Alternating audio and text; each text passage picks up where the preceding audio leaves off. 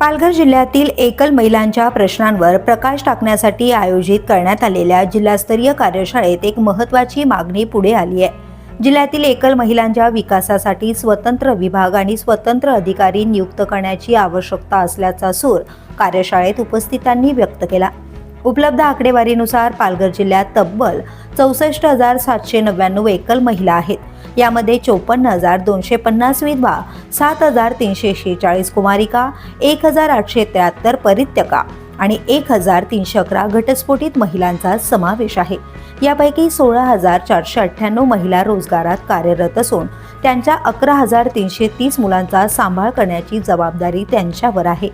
जिल्ह्यातील पालघर, डहाणू आणि मनोर प्रकल्प क्षेत्रांमध्ये एकल महिलांची संख्या सर्वाधिक असून ग्रामीण भागातही ही संख्या लक्षणीय असल्याचं समोर आलंय।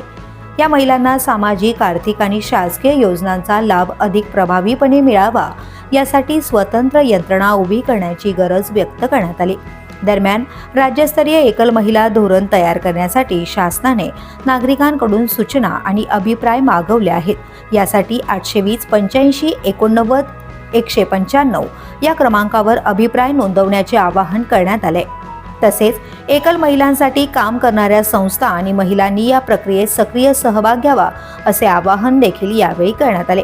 जिल्हा महिला व बालविकास अधिकारी कार्यालय आणि जिल्हा परिषद पालघर यांच्या संयुक्त विद्यमाने आयोजित या कार्यशाळेत एकल महिलांचे हक्क, सामाजिक व आर्थिक सक्षमीकरण तसेच विविध शासकीय योजनांचा लाभ प्रभावीपणे पोहोचवण्याबाबत सविस्तर मार्गदर्शन करण्यात आले। यावेळी विविध विभागांचे अधिकारी, कर्मचारी, स्वयंसेवी संस्थांचे प्रतिनिधी आणि महिला प्रतिनिधी मोठ्या संख्येने उपस्थित होते।